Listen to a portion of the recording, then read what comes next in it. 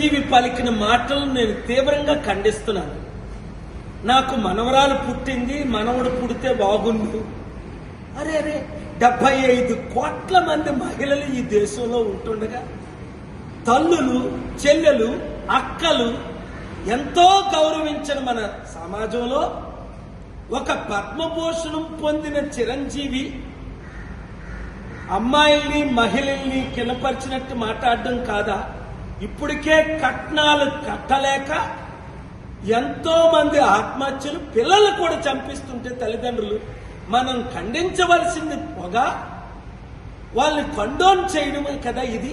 వెంటనే చిరంజీవి క్షమాపణ చెప్పాలి.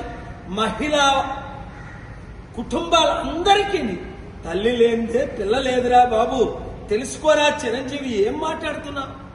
నాకు దేవుడు 2 కూతుర్లు ఇచ్చాడు, గర్వపడ్డాను. తర్వాత కొడుకుని ఇచ్చాడు, నేను అడగలే. దేవుడు ఇచ్చిందే మనం తీసుకోవాలి. అదే ప్రసాదం, అదే భాగ్యం.